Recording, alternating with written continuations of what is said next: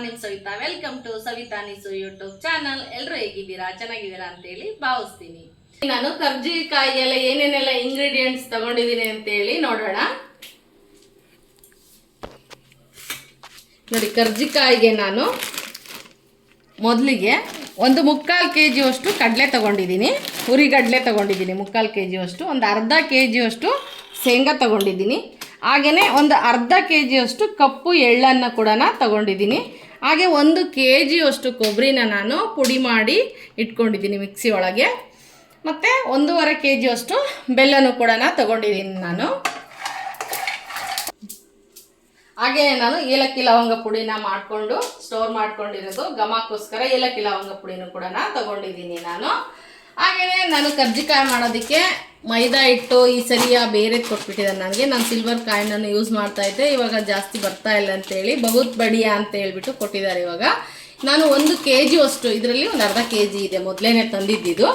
ಈಗ ಇದು ಒಂದು ಅರ್ಧ kg, 1 kg ಹಿಟ್ಟನ್ನು ಇವಾಗ ಕೂಡಿಸಿ ನಾನು ಅಷ್ಟರಲ್ಲಿ ಮಾಡ್ತೀನಿ. ಮಿಕ್ಕಂಥ ಸೂಸ್ಲು ಏನೆಲ್ಲ ಕೂಡಿಸ್ಕೊಂಡು ಪುಡಿ ಇರುತ್ತೋ ಅದನ್ನು ಬೇಕಂದರೆ ಇನ್ನೊಂದು ಸ್ವಲ್ಪ ಹಿಟ್ಟನ್ನು ಕಲಿಸ್ಕೊಂಡು ಕೂಡ ಮಾಡ್ಕೋಬೋದು ನಾವು, ಅದನ್ನು ಸ್ಟೋರೇಜ್ ಮಾಡಿಕೊಂಡು. ಇವಾಗ ನಾನು 1 kg ಹಿಟ್ಟನ್ನು ಇವಾಗ ಫಸ್ಟು ಕಲಸಿಡ್ತೀನಿ, ನೆನ್ಕೋಬೇಕು. ಆಮೇಲೆ ಇದನ್ನೆಲ್ಲ ಹುರ್ಕೊಂಡು ಪೌಡ್ರ್ ಮಾಡ್ಕೊತೀನಿ. ಫಸ್ಟು ಮೈದಾ ಹಿಟ್ಟನ್ನು ಎಲ್ಲನ ನೀಟಾಗೆ ಕಲಿಸ್ಕೋಬೇಕು. ಅದಕ್ಕೂ ಮುಂಚೆನೇ ನಾವು ಸ್ವಲ್ಪ ಉಜ್ಜೋದಕ್ಕೆ ಮೈದಾ ಹಿಟ್ಟು ಮತ್ತು ಹಾಗೆಯೇ ಒಂದು ಅರ್ಧ ಬೌಲಷ್ಟು ಅಕ್ಕಿ ಹಿಟ್ಟನ್ನು ಇಡ್ಕೋಬೇಕು. ಎರಡನ್ನೂ ಮಿಕ್ಸ್ ಮಾಡಿ ಉಜ್ಜೋದ್ರಿಂದನ ಎಲೆಗಳು ಸ್ವಲ್ಪ ಹೊತ್ತು ತಡವಾಗಿ ತುಂಬಿದ್ರೂ ನಡೆಯುತ್ತೆ, ತುಂಬ ಕ್ರಿಸ್ಪಿಯಾಗಿ ಚೆನ್ನಾಗಿ ಬರುತ್ತೆ ಅಂತೇಳಿ ಸ್ವಲ್ಪ ಅಕ್ಕಿ ಹಿಟ್ಟನ್ನು ಉಜ್ಜೋದಕ್ಕೆ ಯೂಸ್ ಮಾಡಬೇಕು. ಇದಕ್ಕೆ ಬನ್ನಿ ಸ್ವಲ್ಪ ಸಾಲ್ಟು ಮತ್ತು ಎಣ್ಣೆನ ಕಾಸಿ ಹಾಕ್ಕೊಳ್ಳೋಣ. ಹಿಟ್ಟು ಭಾಳ ಇರೋದ್ರಿಂದ 1 ಟೇಬಲ್ ಸ್ಪೂನಷ್ಟು ನಾನು ಸಣ್ಣ ಉಪ್ಪನ್ನು ಹಾಕೊತಾ ಇದ್ದೀನಿ. ಹಾಗೆಯೇ ಎಣ್ಣೆನ ಒಂದು ಟೀ ಲೋಟದಷ್ಟು ಎಣ್ಣೆನ ಕಾಯಿಸ್ಕೊಳ್ಳೋಣ.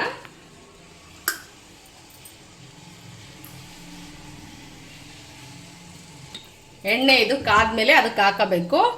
ನಮಗೆ ಭಾಳ ಸಾಫ್ಟಾಗಿ ಹಿಟ್ಟನ್ನು ಕಲ್ಸ್ಕೋಬಾರ್ದು, ಸ್ವಲ್ಪ ಚಪಾತಿ ಹಿಟ್ಟಿಗಿಂತ ಸ್ವಲ್ಪ ಗಟ್ಟಿನೇ ಇರಬೇಕು. ಕರ್ಜಿಕಾಯಿ ಹಿಟ್ಟು ನೆನ್ಕೊಂಡು ಎಲ್ಲ ಸೆಟ್ ಆಗೋ ಅಷ್ಟೊತ್ತಿಗೆ ಅದು ಕರೆಕ್ಟಾಗಿ ಆಗುತ್ತೆ. ಎಣ್ಣೆ ಕಾಯಿಲಿ ಒಂದು ಸ್ವಲ್ಪ ಇದನ್ನು ಹಾಕ್ಕೊಂಡು ಫಸ್ಟು ಹಿಟ್ಟನ್ನು ಕಲಿಸ್ಕೊಳ್ಳೋಣ. ನೆನ್ಕೊಳ್ಳುತ್ತೆ, ನಾವೆಲ್ಲ ಅದು ಮಾಡಿ ಹುರ್ಕೊಂಡು ಎಲ್ಲ ಪುಡಿಗೆ ಜೋಡಿಸ್ಕೊಳ್ಳೋ ಅಷ್ಟೊತ್ತಿಗೆ ಹಿಟ್ಟು ಚೆನ್ನಾಗಿ ಮೃದುವಾಗಿ ನೆನ್ಕೊಂಡಿರುತ್ತೆ. ನೋಡಿ, ಈ ಥರ ಕಾಸಿ ಹಾಕ್ಕೋಬೇಕು. ಸ್ವಲ್ಪ ನಿಮಗೆ ಕಲರ್ ವೈಟಾಗಿ ಆಗುತ್ತೆ ಅನ್ನೋದಾದರೆ ಒಂದು ಅರ್ಧ ಟೇಬಲ್ ಸ್ಪೂನಷ್ಟು ನೀವು ಅರಿಶಿನ ಕೂಡ ಹಾಕ್ಕೋಬೋದು. ಇದಕ್ಕೆ ನಾನಿಲ್ಲಿ ಅರಿಶಿನ ಸೇರಿಸ್ಕೊತೀನಿ, ಒಂದು ಅರ್ಧ ಸ್ಪೂನು.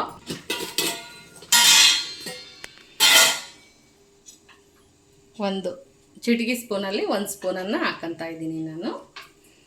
ಇದನ್ನೆಲ್ಲ ನೀಟಾಗಿ ನಾವು ಒಂದ್ಸರಿ ಎಲ್ಲನ ಎಣ್ಣೆ ಹೊಂದ್ಕೊಳ್ಳೋ ಹಂಗೆ ಉಪ್ಪು ಎಣ್ಣೆ ಅರಿಶಿನ ನೀಟಾಗೆಲ್ಲ ಸ್ಪ್ರೆಡ್ ಮಾಡ್ಕೋಬೇಕು ಒಂದು ಸರ್ತಿ.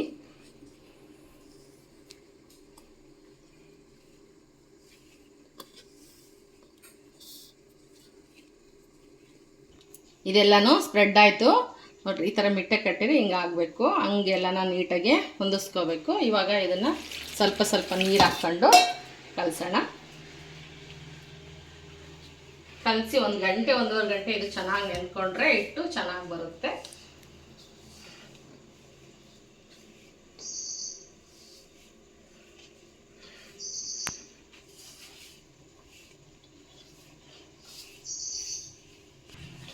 ನಾನು ಯಾವಾಗಲೂ ನಿಮಗೆ ಸ್ವಲ್ಪ ಮಾಡೋದನ್ನೇ ತೋರಿಸ್ತಾ ಇದ್ದೆ.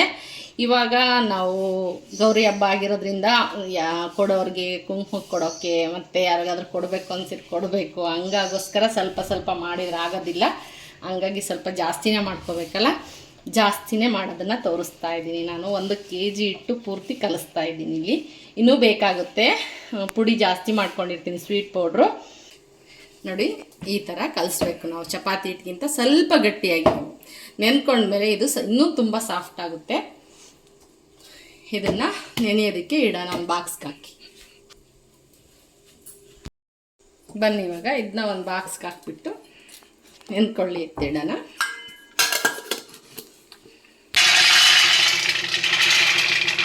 ಸ್ವಲ್ಪನೇ ಹಾಕ್ಕೊಂಡು ನಾವು ಚೆನ್ನಾಗಿ ಸೀಬಾರ್ದು, ಸಣ್ಣ ಉರಿಯಲ್ಲೇ ನಾವು ಹುರ್ಕೋಬೇಕು. ನೋಡಿ, ಎಲ್ಲ ಚೆನ್ನಾಗಿ ನೀಟಾಗಿ ಕೈ ಬಿಡಬಾರ್ದು, ಸ್ವಲ್ಪ ಒತ್ತಿ ಮತ್ತೆ ಒಂದೊಂದು ಕಡೆನೇ ಸೀದ್ ಬಿಡುತ್ತೆ. ನೀಟಾಗಿ ಇದು ಕಲರ್ ಶೇಡ್ ಹಾಕ್ದಂಗೆ ಬರಬೇಕು, ನೋಡೋದಕ್ಕೂ ಚೆನ್ನಾಗಿರ್ಬೇಕು ಅನ್ನೋ ಥರನ ಶೇಂಗಾನ ಚೆನ್ನಾಗಿ ಹುರ್ಕೋಬೇಕು. ನೋಡಿ, ಈ ಥರ ಆಗಿದೆ. ಇದನ್ನು ನಾನು ಒಂದು ಮರಕ್ಕೆ ನಾನು ಹಾಕಿ ತಣ್ಣಗೆ ಮಾಡ್ಕೊತೀನಿ ಸಿಪ್ಪೆ ತಕ್ಕೊಳ್ಳೋದಕ್ಕೆ. ಹೀಗೆ ಸ್ವಲ್ಪನೇ ಹಾಕ್ಕೊಂಡು ತಗೊಂಡಿರೋದೆಲ್ಲನ ಹುರಿದು ಇಟ್ಕೊಳ್ಳೋಣ. ಬನ್ನಿ ಇವಾಗ ಶೇಂಗಾ ಎಲ್ಲ ಹುರಿದಿದ್ದಾಯಿತು. ಹಾಗೇನೆ ಎಳ್ಳು ಕೂಡ ಹುರ್ಕೊಳ್ಳೋಣ. ಅರ್ಧ kg ಇದೆ, ದೊಡ್ಡದಿದೆ ಬಾಣಲಿ, ಹಂಗಾಗಿ ಒಂದೇ ಸರಿನ ಹುರ್ಕೊಳ್ತೀನಿ. ಸೌಂಡ್ ಕೇಳಿಸ್ತಾ ಇದೆಯಾ? ಚಟಪಟ ಚಟಪಟ ಅಂತ. ಸ್ವಲ್ಪ ಸಣ್ಣ ಕಿಟ್ಕೋಬೇಕು ಊರಿನ. ಕಪ್ಪಾದ್ರೂ ಗೊತ್ತಾಗಲ್ಲ ಕಪ್ಪು ಎಳ್ಳು, ರುಚಿ ಚೆನ್ನಾಗಿರುತ್ತೆ ಅಂತೇಳಿ ನಾನು ಕಪ್ಪು ಎಳ್ಳನ್ನು ಹಾಕ್ತಾಯಿದ್ದೀನಿ. ಇವಾಗ ಎಳ್ಳು ಎಲ್ಲ ಹದವಾಗಿ ಚೆನ್ನಾಗಿ ಹುರಿದಿದೆ. ಸೌಂಡ್ ಎಷ್ಟು ಚೆನ್ನಾಗಿ ಬರ್ತಿದೆ ನೋಡಿರಿ, ಚಟ್ಪಟ ಚಟ್ಪಟ ಅಂತ. ಇನ್ನೊಂದು ನಿಮಿಷದಷ್ಟು ಹಿಂಗೆ ಎಲ್ಲ ನಾನು ಹುರಿದು ತೆಗೆದುಕೊಳ್ತೀನಿ. ಇದನ್ನು ಆರಿಸಿ ಮತ್ತೆ ಗ್ರೈಂಡ್ ಮಾಡ್ಕೋಬೇಕು ಎಲ್ಲನ.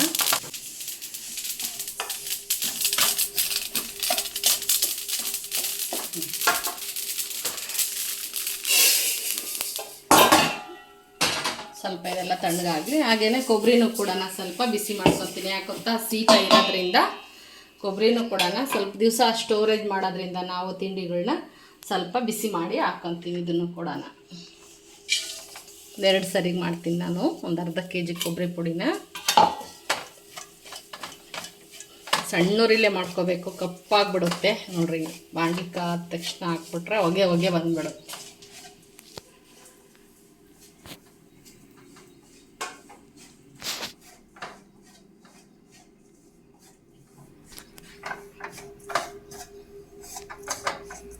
ಬಿಡಬಾರ್ದು, ಸೀದ್ ಬಿಡುತ್ತೆ.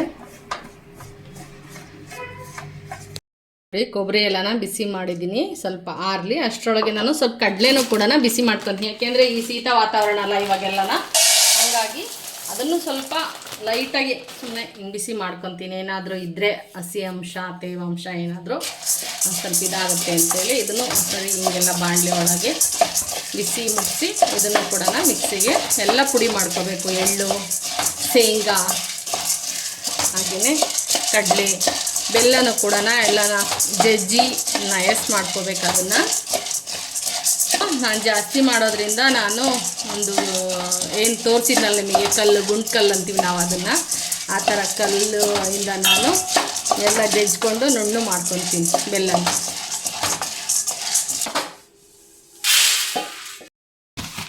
ಸಿಪ್ಪೆ ತೆಗಿಯೋದಕ್ಕೆ ನಾವು ಕೈಯಲ್ಲಿ ಉಜ್ಜೋಕ್ಕಾಗೋದಿಲ್ಲ, ಹಂಗಾಗಿ ಹಿಂಗೆ ತೂಕವಾದ ನಾನಿಲ್ಲಿ ಒಂದು ಗುಂಟ್ಕಲ್ಲು ಮಾಡ್ಕೊಂಡಿರ್ತೀನಿ ಬೆಲ್ಲ ಕುಟ್ಕೊಳ್ಳೋದಕ್ಕೆ, ಮತ್ತು ಈ ಥರ ಶೇಂಗಾ ಪಪ್ಪೆಲ್ಲ ಬಿಡಿಸ್ಕೊಳ್ಳೋಕ್ಕೆ, ಆಮೇಲೆ ಬೆಳ್ಳುಳ್ಳಿ ಜಜ್ಕೊಳ್ಳೋಕ್ಕೆ ಬೇಗ ಆಗುತ್ತೆ ಅಂತ ಈ ಥರನೇ ಯೂಸ್ ಮಾಡ್ತೀನಿ ಕಲ್ಲನ್ನು.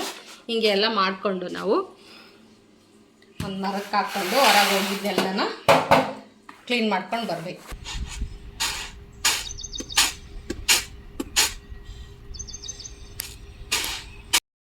ಎಳ್ಳನ್ನು ನಾನು ಅಂದರೆ ನುಣ್ಣಗೆ ಇರಬೇಕಿದು, ಅತಿ ಗಂಧ ಅಲ್ಲ. ಒಂದು 3/4 ಭಾಗದಷ್ಟು ಎಳ್ಳನ್ನು ನುಣ್ಣಗೆ ಮಾಡಿಕೊಂಡು ಹಾಕೋಬೇಕು. ಇದು ಕರ್ಜಿಕಾಯಿಗೆ ಯೂಸ್ ಮಾಡೋದ್ರಿಂದನ ನೋಡಿ ಈ ಥರ ನುಣ್ಣಗೆ ಬರಬೇಕು. ಈ ಥರ ಇರಬೇಕು ನೋಡ್ರಿ. 3/4 ಭಾಗ ಅಂತೂ ನುಣ್ಣಗಾಗಬೇಕು. ಫುಲ್ ನುಣ್ಣಗೆ ಹೋಗ್ಬಿಟ್ರೆ ಎಣ್ಣೆ ಬಿಡ್ಕೊಂಡ್ಬಿಡುತ್ತೆ. ಈ ಥರ ಇರಬೇಕು ಕರ್ಜಿಕಾಯಿಗೆ. ಇವಾಗ ಶೇಂಗಾನ ಪುಡಿ ಮಾಡ್ಕೊಳ್ಳೋಣ. ನೋಡಿ ಶೇಂಗಾನು ಕೂಡ ನಾನು ತರಿಯಾಗೂ ಮಾಡ್ಕೊಳ್ಳಲ್ಲ, ಹೋಳಾಗೂ ಮಾಡ್ಕೊಳ್ಳಲ್ಲ. ನಾನು 3/4 ಭಾಗ ನಯಸ್ಸಾಗಬೇಕು. ಯಾಕೆಂದರೆ ವಯಸ್ಸಾದವ್ರು ಇರ್ತಾರಲ್ವ, ಮಕ್ಕಳೆಲ್ಲ ತಿನ್ನೋಕ್ಕೆ ಅನುಕೂಲ ಆಗುತ್ತೆ ಅಂಥೇಳಿ ನೋಡಿರಿ ಈ ಥರಕ್ಕೆ ನಾನು ನುಣ್ಣಗೆ ಮಾಡ್ಕೊಂಡಿದ್ದೀನಿ. ನೋಡಿ ಈ ಥರ ಅಲ್ಲೊಂದು ಇಲ್ಲೊಂದು ಬೇಳೆಗಳಿದ್ರೆ ನಡೆಯುತ್ತೆ. ಕೊಬ್ಬರಿನೂ ಕೂಡ ಒಂದೇ ಒಂದು ರೌಂಡು ಹಿಂಗೆ ಹಾಕ್ತೀನಿ. ಯಾಕೆ ಅಂದರೆ ಭಾಳನೂ ಸೇರಿ ಸ್ವಲ್ಪ ಇದ್ರಾಗೆ ಮಾಡ್ಕೊಂಡಿದ್ದೆ ಪುಡಿಯಾಗಿ. ಸ್ವಲ್ಪ ನಯಸ್ಸಾಗಿ ಒಂದು ರೌಂಡ್ ಹಾಕಂತೀನಿ. ಇವಾಗ ಕಡಲೆನೂ ಕೂಡ ಎಲ್ಲನ ಇದು ನಯಸ್ಸಾಗಿ ಇರಬೇಕು, ಎಲ್ಲ ನಯಸ್ಸಾಗಿ ಪುಡಿ ಮಾಡ್ಕೊತೀನಿ. ಇದು 3/4 kg ಅಷ್ಟು ತೊಗೊಂಡಿದ್ದೆ. ಒಂದು 3 ಸರಿಗೆ ಇದನ್ನು ನುಣ್ಣಗೆ ಮಾಡ್ಕೊತೀನಿ ಎಲ್ಲನ ಮಿಕ್ಸಿ ಜಾರೊಳಗೆ.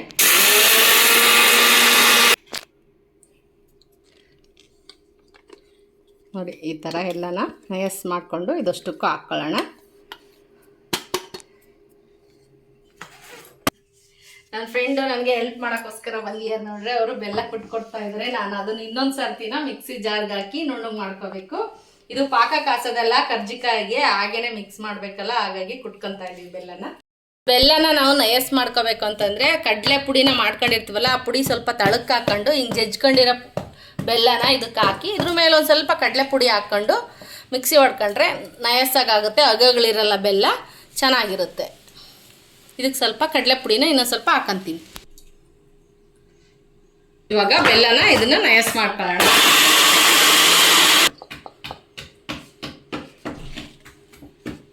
ನೋಡಿ ಈ ಥರ ನಯಸ್ಸಾಗಿ ಬರುತ್ತೆ ನೋಡ್ರಿ. ಕುಟ್ಟಿದ್ರೂ ಇಷ್ಟು ನಯಸ್ಸಾಗಿ ಆಗಲ್ಲ, ಹಂಗಾಗಿ ಒಂದ್ಸರಿ ಮಿಕ್ಸಿಗೆ ಹಾಕೊಂಡ್ಬಿಡ್ಬೇಕು. ಹಿಡಿದಿರುತ್ತೆ ನೋಡ್ರಿ ಹಿಂಗೆ ತಳಕ್ಕೆಲ್ಲನ ಬಿಡಿಸ್ಕೊಂಡು ನಾವು ಕೈಯಲ್ಲಿ ಒಂದ್ಸರಿ ಎಲ್ಲ ಉಜ್ಕೋಬೇಕು. ಇವಾಗ ಎಲ್ಲನೂ ಮಿಕ್ಸಿ ಹೊಡ್ಕೊಂಡು ಕುಡಿಸಿದ್ದಾಗಿದೆ. ಇವಾಗ ಇದಕ್ಕೆ ಘಮಕ್ಕೆ ಏಲಕ್ಕಿ ಲವಂಗ ಪುಡಿನೂ ಕೂಡ ಹಾಕ್ತಾಯಿದ್ದೀನಿ. ಇವಾಗ ಒಂದು ದೊಡ್ಡ ಬೇಸನ್ಗೆ ಹಾಕ್ಕೊಂಡು ಎಲ್ಲನೂ ನೀಟಾಗಿ ಕೈಯಲ್ಲೇ ಕಲಿಸ್ಕೋಬೇಕು. ಹಂಗಾದ್ರೆ ಬೆಲ್ಲ ಎಲ್ಲ ಥರದ್ದು ನಾವು ಹಾಕಿರೋ ಶೇಂಗಾ ಕಡಲೆ ಎಲ್ಲನ ನೀಟಾಗೆ ಮಿಕ್ಸ್ ಆದರೆ ರುಚಿಯಾಗಿ ಚೆನ್ನಾಗಿರುತ್ತೆ. ಈ ಥರ ದೊಡ್ಡ ಬೇಸನ್ ತಗೊಂಡು ಅದಕ್ಕೆ ಹಾಕೊಂಡು ನೀಟಾಗಿ ಎಲ್ಲನ ಮಿಕ್ಸ್ ಮಾಡ್ಕೋಬೇಕು ನಾವು ಹಾಕ್ಕೊಂಡಿರೋ ಎಲ್ಲ ಪುಡಿಗಳನ್ನು. ಆವಾಗ ಬೆಲ್ಲ ಚೆನ್ನಾಗಿ ಕೂಡ್ಕೊಳ್ಳುತ್ತೆ.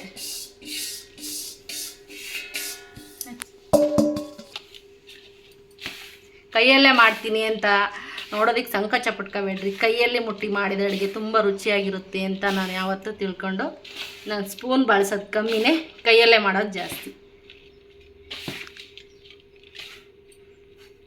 ಹಾಗೆ ಎಲ್ಲ ಸೂಸ್ಲನ್ನೆಲ್ಲ ಕೂಡಿಸ್ಕೊಂಡು ನನ್ನ ಫ್ರೆಂಡ್ಸ್ ಎಲ್ಲ ಜೊತೆಗೆ ಒಬ್ಳಿಗೆ ಆಗಲ್ಲ ಮಾಡೋದಕ್ಕೆ, ಮೇಲೆ ನಿಂತ್ಕೊಂಡು ತುಂಬ ಹೊತ್ತು ಮಾಡೋಕ್ಕಾಗಲ್ಲ ಅಂತೇಳಿ ಫೋನ್ ಮಾಡಿದೆ ನನ್ನ ಫ್ರೆಂಡ್ಸಿಗೆ. ಹಾಗಾಗಿ ಅವರು ಕೂಡ ಇಬ್ಬರು ಬಂದರು ಜೊತೆಗೆ. ನಾವು ಹಳೇದೆಲ್ಲ ನೆನೆಸ್ಕೊಂಡ್ವಿ. ನಮ್ಮ ಅಮ್ಮರು ಹಿಂಗೆ ಮಾಡ್ತಾಯಿದ್ರು, ನಮ್ಮ ಅಜ್ಜಿಯವ್ರು ಹಿಂಗೆ ಮಾಡ್ತಿದ್ರು, ಇಷ್ಟು ಮಾಡ್ತಿದ್ವಿ, ಅಷ್ಟು ಮಾಡ್ತಿದ್ವಿ. ಇವಾಗೆಲ್ಲ ಕಮ್ಮಿಯಾಗಿದೆ, ತಿನ್ನೋರೇ ಇಲ್ಲ. ಆದರೂ ಏನು ಸಂಪ್ರದಾಯ ಬಿಡೋಂಗಿಲ್ಲ. ಹಬ್ಬಗಳು ಅಂತಂದ್ರೇ ಅಲ್ವಾ ಈ ಕರ್ಜಿಕಾಯಿ ಎಲ್ಲ ಮಾಡೋದು. ಮಕ್ಕಳು ದೊಡ್ಡವರಾದಾಗ, ಬಸ್ರಿಯವರು ಇದ್ದಾಗ, ಬಾಗಿನ ಕೊಡಬೇಕಾದ್ರೆ ಈ ಗೌರಿ ಹಬ್ಬದಲ್ಲೇ ಈ ಕರ್ಜಿಕಾಯಿ ಮಾಡೋ ಅಂಥ ಒಂದು ಪ್ರೊಸೀಜರ್ ಎಲ್ಲರೂ ಇಟ್ಕೊಂಡಿರೋದು. ಹಂಗಾಗಿ ಅದನ್ನೆಲ್ಲ ಮೆಲುಕು ಹಾಕಂತ ಹಳೇದೆಲ್ಲನೂ ಹಿಸ್ಟ್ರಿಗಳು ಮಾತಾಡ್ಕೊತ ನನ್ನ ಫ್ರೆಂಡು ನಾನು ಇಬ್ಬರು ಫ್ರೆಂಡ್ ಬಂದಿದ್ದರು. ಒಬ್ಬರು ಉಜ್ಜಿ ಕೊಟ್ಟರು, ಒಬ್ಬರು ತುಂಬಿದ್ರು. ಹಿಂಗೆ ಎಲ್ಲರೂ ಕೂಡ್ಕೊಂಡು ತುಂಬ ಚೆನ್ನಾಗಾಯ್ತು ಕರ್ಜಿಕಾಯಿ ಎಲ್ಲನೂ.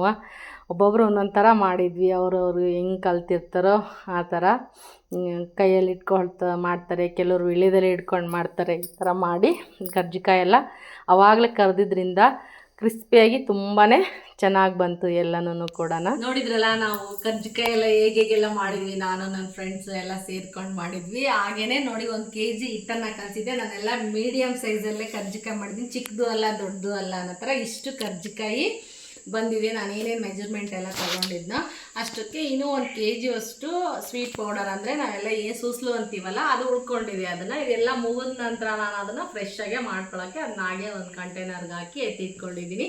ಇಷ್ಟು ಕರ್ಜಿಕಾಯಿ ಇವತ್ತು ನಾನು ಮಾಡಿದ್ದೀನಿ ನೋಡಿ. ತುಂಬ ಚೆನ್ನಾಗಿ ಬಂದಿದೆ. ಎಲ್ಲರೂ ಮಾಡ್ತೀರಾ, ಬಟ್ ನನ್ನ ಸ್ಟೈಲಲ್ಲಿ ನಾನು ಈ ಥರ ಮಾಡಿದ್ದೀನಿ ಅಂತೇಳಿ ನಿಮಗೆ ಹೇಳ್ಕೊಂಡೆ ಅಷ್ಟೇ. ಈ ವಿಡಿಯೋ ಇಷ್ಟ ಆದರೆ ಸಬ್ಸ್ಕ್ರೈಬ್ ಆಗಿ ಕಮೆಂಟ್ ಮಾಡಿ ಅಂತ ಹೇಳ್ತಾ ಇಲ್ಲಿ ಈ ವಿಡಿಯೋನ ಮುಗಿಸ್ತಾ ಇದ್ದೀನಿ. ಬಾಯ್, ಮತ್ತೆ ಸಿಗೋಣ.